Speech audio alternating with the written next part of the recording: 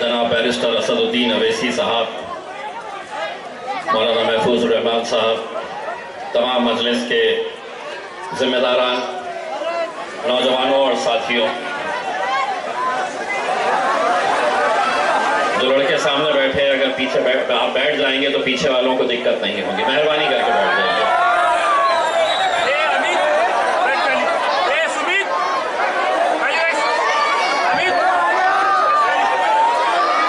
जलसे की शुरुआत इससे पहले भारतीय जनता पार्टी के नेता हिंदुस्तान के अंदर जब प्रचार की शुरुआत किए तो उन्होंने मेरे शहर को चुना।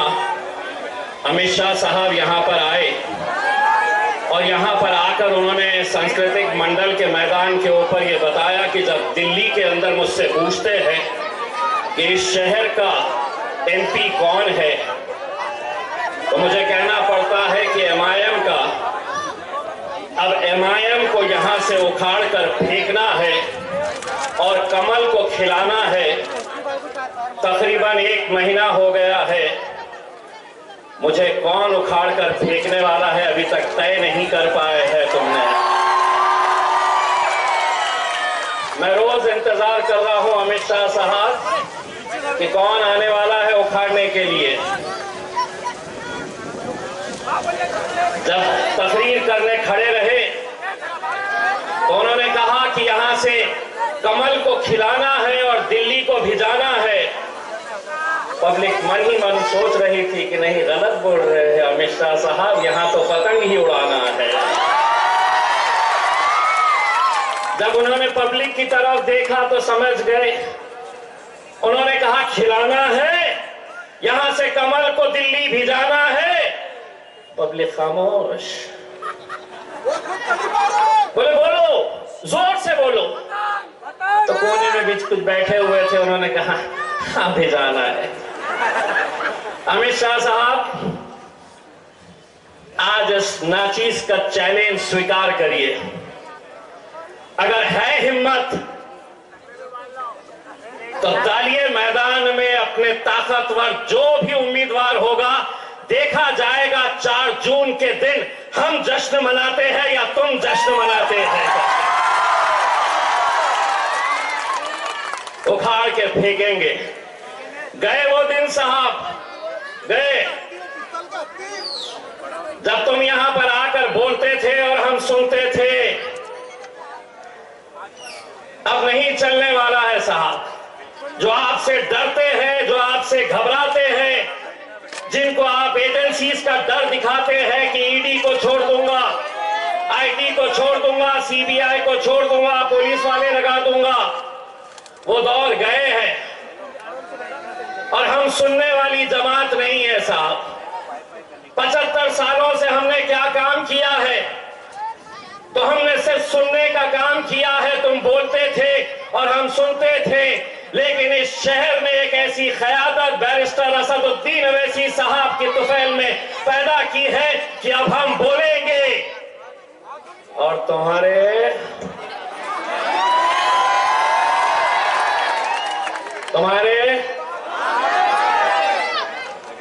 पापा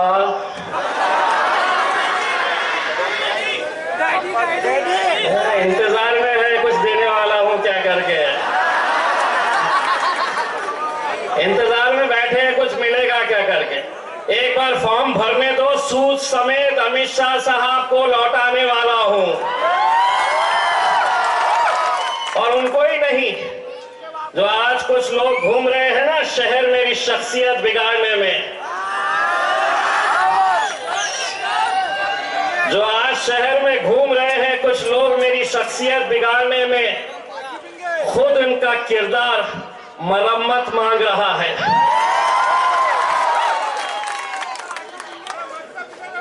मेरे भाइयों, मैं आप लोगों का सबसे पहले तो तहे दिल से शुक्रिया अदा करना चाहता हूं।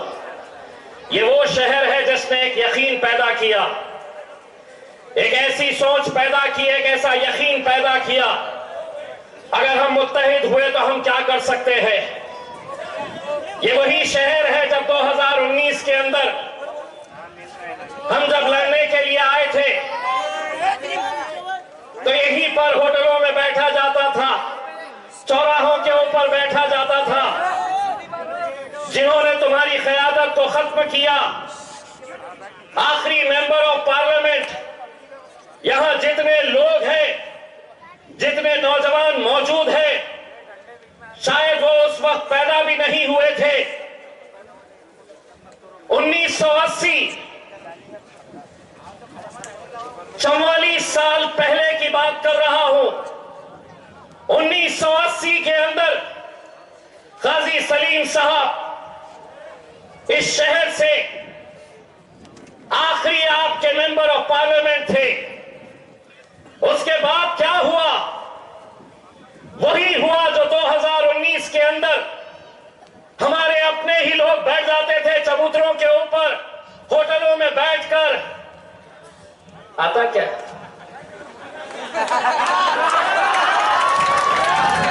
कैसे आता बताओ, समझो। देखो, इतने इनके, इतने उनके, इतने इनके, आता क्या? यही चलता था ना। पूरे जहनों के अंदर बात डालने की कोशिश करते थे कि कुछ भी कर लो, यहां से तुम्हारा एमपी चुनकर नहीं आ सकता था। अरे तुम्हारे आंकड़े इस जमीन के ऊपर थे, मेरा हिसाब तो ऊपर वाला कर रहा था।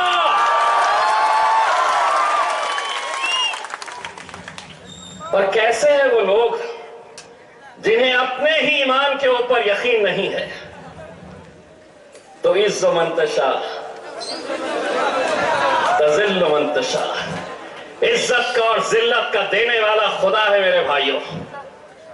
कितनी भी ताकतें लगा ले, 2019 में किसी के गुमान में भी नहीं था कि यहां से पूरे देश के अंदर मोदी लहर चल रही थी और यहां पर मजलिस चल रही थी। किसी के गुमान में नहीं था। महाराष्ट्र में कौन कितने जीते, कहां से कितने जीते, उस वक्त चैनलों के ऊपर से यही चल रहा था कि ये जायंट किलर 20 साल के खासदार को उखाड़ने की हिम्मत इन लोगों ने दिखाई थी। 20 साल के खासदार को। अब देखेंगे कैसा घूम रहा है। देखे, 2-4 प्यादों को पकड़ लिए और वो प्यादे क्या कर रहे हैं? जो शख्स इस शहर की बर्बादी का सबसे बड़ा जिम्मेदार है, जिसने इलेक्शन लड़ा तो सिर्फ जाति, धर्म और मजहब के नाम के ऊपर। आज बताइए, 5 सालों के अंदर मैंने कौन सा ऐसा मुद्दा लिया जो इंसानियत के खिलाफ था? और जब मैं इंसानियत की बात कर रहा हूं तो हर जाति, धर्म और मजहब के बारे में बात कर रहा हूं। कल कन्नड़ के जलसे के अंदर कितने ऐसे मेरे गैर मुस्लिम भाई लोग वहां पर स्टेज पर बैठे थे, स्टेज पर बैठे हुए थे। राज ठाकरे की मनसे का एक बड़ा पदाधिकारी मनसे को छोड़कर मजलिस के स्टेज के ऊपर आकर शमूलियत इख्तियार कर ली। मेरे मराठा भाई, धनगर समाज के मेरे भाई क्यों आज हमारे साथ जुड़ रहे? क्योंकि उन्हें पिछले 20 सालों से यह बताया गया था कि अगर यहां से कोई मुसलमान एमपी चुनकर आ जाएगा तो इस शहर के अंदर दंगे होंगे, इस शहर का माहौल खराब होगा। लेकिन आज वही लोग कहते हैं कि जिस भगवान का सबसे बड़ा आदर, सम्मान वो करते हैं, जब उनकी मंदिर के ऊपर हमला हुआ तो वो लोग घर में सो रहे थे, इम्तियाज जलील उनके उस भगवान की मंदिर के अंदर जाकर बैठा हुआ था। 5 सालों के अंदर हमने कोई ऐसा काम नहीं किया जिसकी वजह से जिन लोगों ने हमें वोट दिया उन्हें अपना सर शर्मिंदगी से झुकना पड़ा हो। लेकिन आज वो तमाम ताकतें एक साथ हो रही है, पूरे के पूरे लगे हुए हैं। शिवसेना के 2 टुकड़े, इरादा एक कि मजलिस को यहां से कैसे हराया जाए, राष्ट्रवादी के चचा भतीजे दोनों का इरादा एक कि इम्तियाज जलील को यहां से कैसे हराया जाए। भाजपा हो कांग्रेस हो, किस बात की तकलीफ है? क्या हमने ठेका लेके रखे हैं तुम्हें वोट देने का? क्या ये हमारी जिम्मेदारी है कि हम ऐसी महफिलें सजाएंगे और तुम्हें वहां पर पार्लियामेंट के अंदर भेजेंगे? भेजते आए हैं, 75 सालों तक हमने यही करते आए हैं। लेकिन अब सुन लो अच्छी तरीके से, देवेंद्र फडणवीस, शरद पवार, अजीत पवार, उद्धव ठाकरे, 5 सालों तक तुम दूल्हे बनते थे और हम बारातियों का काम करते थे। अब इम्तियाज जलील दूल्हा बनेगा और तुम्हें नचाएगा इंशाअल्लाह। नचाएंगे अब हम, बहुत हो चुका है, कुछ नहीं। 13 तारीख के दिन निकलना है और मजलिस के हाथों को मजबूत करना है। बहुत सारे आते हैं, कहते हैं मजलिस किसी को फायदा। 543 सीटें हैं पूरे देश भर में, 543 लोकसभा के एमपीज हैं। कितनी सीटें मजलिस ने लड़ी 2019 के अंदर? महज 3 सीटें। एक सीट हैदराबाद की बैरिस्टर असदुद्दीन अवैसी साहब जीते। दूसरी सीट इम्तियाज जलील की औरंगाबाद में, अल्हम्दुलिल्लाह जीता। तीसरी सीट किशनगंज बिहार की, अख्तरुल ईमान साहब 3 लाख वोट लेकर दूसरे नंबर के ऊपर रहे। इंशाअल्लाह इस बार अख्तरुल ईमान साहब भी हमारे साथ वहां पर जाकर बैठेंगे। अब महाराष्ट्र के अंदर और 2-4 सीटें हम देख रहे हैं। हमारे पूना के अनीस सुनके साहब जो पुणे महानगर पालिका के स्टैंडिंग कमेटी के चेयरमैन रहे हैं, कई सालों तक इनके भाई, इनकी मिसेस वहां से कॉर्पोरेटर रही है, वो हमारे मजलिस के अंदर शमूलियत हासिल किए हैं। इंशाअल्लाह हम पुणे की सीट भी लड़ेंगे और अनीस सुनके साहब वहां से हमारी नुमाइंदगी करेंगे इंशाअल्लाह। मैं कल कन्नड़ के जलसे के अंदर असद साहब ने ये ऐलान किया है कि बाबा साहब अंबेडकर के नातू, बाबा साहब अंबेडकर के सगे भाई आनंद राज अंबेडकर साहब अमरावती से इलेक्शन लड़ रहे हैं। असद साहब ने यह ऐलान किया है कि हम अमरावती की पूरी टीम को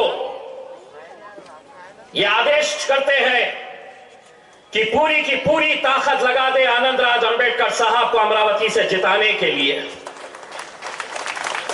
लेकिन दोस्तों, एक बात मैं ये मानकर चलता हूं कि 2019 के अंदर इम्तियाज जलील की जीत के अंदर मेरे दलित भाइयों का बहुत बड़ा हाथ था, बहुत बड़ा योगदान था। यकीन मानिए, अगर वो लोग नहीं रहते तो शायद ही हम यहां से जीत हासिल करते। आज भले ही वंचित बहुजन आघाड़ी के साथ हमारा गठबंधन नहीं हुआ है, लेकिन एक एहसान है हमारा उन पे। इसीलिए मैं बैरिस्टर असदुद्दीन अवैसी साहब से यह दरखास्त करूंगा कि जिस तरह से हमने आनंद राज अंबेडकर साहब, जो बाबा साहब अंबेडकर के सगे भाई हैं, उनको तायीद की है, असद साहब से मैं गुजारिश करूंगा कि अकोला के अंदर बाबा साहब अंबेडकर के लिए भी आप तायीद का ऐलान कर दीजिएगा। ये कर्ज हमें चुकाना है, ये एहसान हमें चुकाना है, और यकीनन हम एहसान फरामोश नहीं है।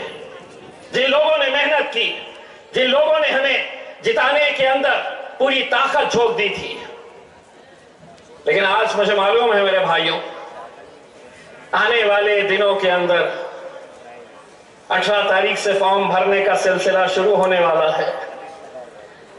2019 की उस रमजान की उस इफ्तार के वक्त के मंजर को याद करिए जब नतीजे चिकनखाना के उस काउंटिंग सेंटर में चल रहे थे। सोचिए आप, 6 और उम्मीदवार मेरे खिलाफ खड़े हुए थे। आप में से ही किसी ने 1200 लिया था, किसी ने 1500 वोट लिया था, किसी ने 2200 लिया था, एक ने 4500 वोट लिया था। मेरी जीत में और हार में सिर्फ 4500 वोट का फर्क था। वो दिन आज भी जब मैं सोचता हूं कि सहरी करके तहज्जुद की नमाजें पढ़कर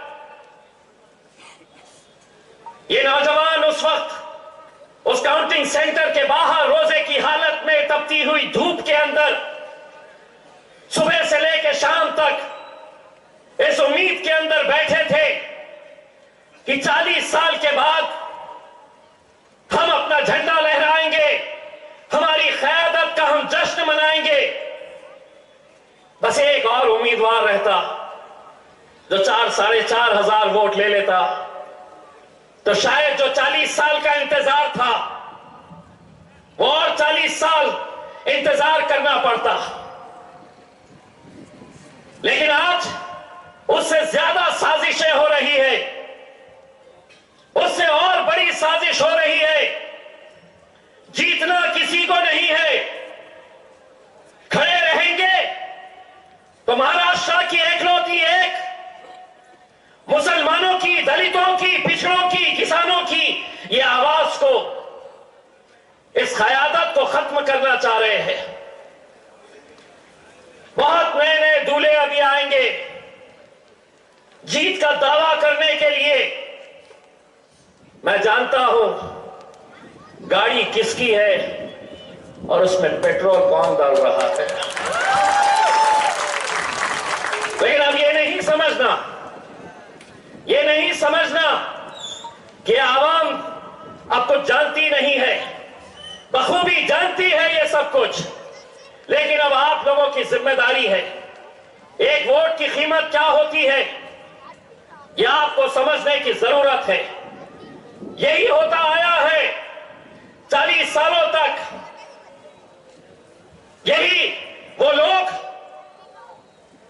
जो आज शिवसेना के उम्मीदवार को तुम्हारी गलियों के अंदर लेकर आ रहे,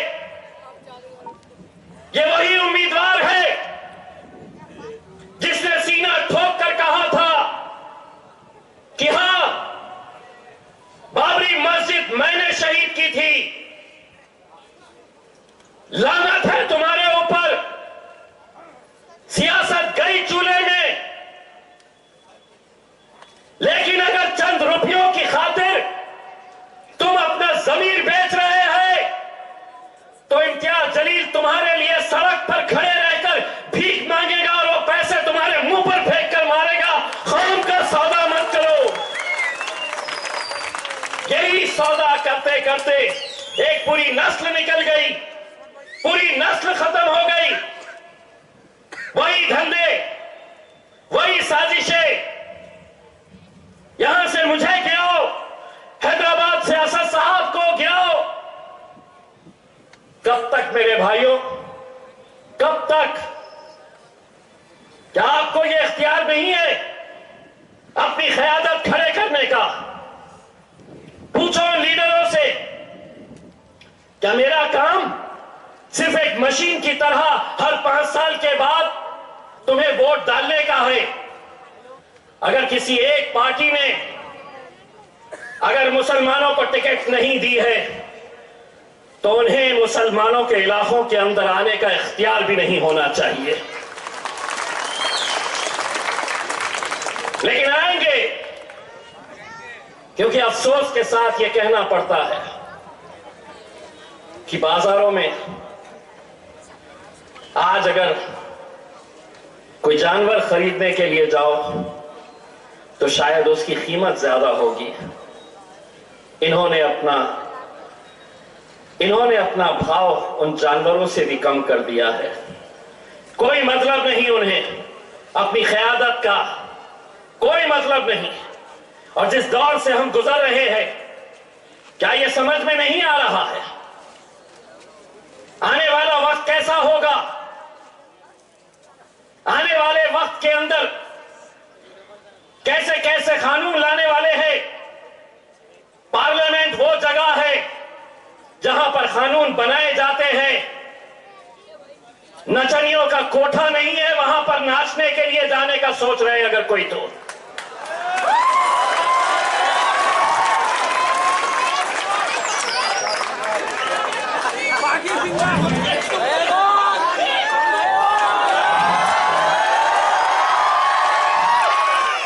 अभी फॉर्म खाला, आप सिर्फ दुआ करते रहो जी, बाकी को सबको इंशाल्लाह बसर हो जाऊंगा इंशाल्लाह। आप सिर्फ दुआ करते रहिए।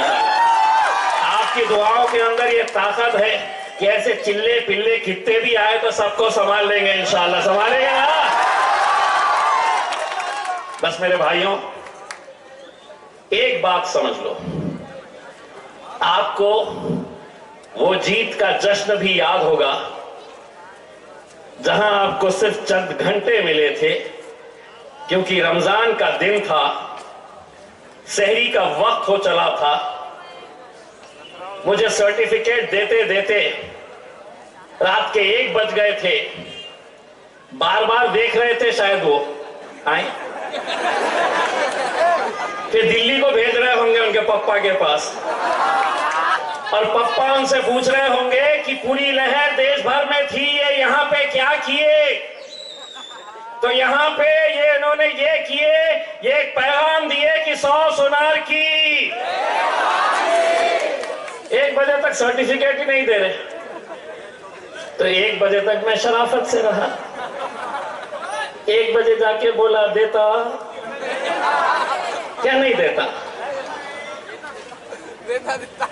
तो बाहर निकले तक, अपने इलाके तक पहुंचे तक शहर का वक्त हो चला था। तैयारी करो मेरे भाइयों, तैयारी कर लो। इंशाअल्लाह 4 जून को हिंदुस्तान का सबसे बड़ा जश्न ये शहर मनाएगा इंशाअल्लाह। और ये पहली मर्तबा होगा कि इस जश्न के अंदर मेरे सिर्फ मुसलमान भाई नहीं रहेंगे, मेरे दलित भाई, मेरे मराठा समाज, मेरा धनगर समाज, मेरे क्रिश्चियन, जितने अलग अलग समाज के लोग हैं, आज वो अगर हमारे साथ खड़े हैं मेरे भाइयों, सिर्फ इस बुनियाद के ऊपर कि उन्होंने हमारा काम देखा है। बस आप लोगों को बड़ी जिम्मेदारी के साथ ये इलेक्शन का मुकाबला करना है, ये इलेक्शन के सामने जाना है, क्योंकि आने वाले वक्त के अंदर, आने वाले कुछ दिनों के अंदर कैसी साजिशें होने वाली है, कैसा पैसे का खेल खेला जाने वाला है, कितने लोगों को खरीदा जाने वाला है, कहां कहां ढाबों के ऊपर खाना खिलाया जाने वाला है। अल्हम्दुलिल्लाह हम तो लेते नहीं है, तो बहुत सारों को वहां पे भी लेके जाया जाने वाला है इसके अंदर। लेकिन इंशाअल्लाह एक बात तय है कि 4 जून को जश्न तो हम ही मनाएंगे। और आप लोगों के लिए एक पैगाम, फॉर्म भरने दो, दिल खोल के दूंगा सूद समेत। बहुत बहुत शुक्रिया आप लोगों का।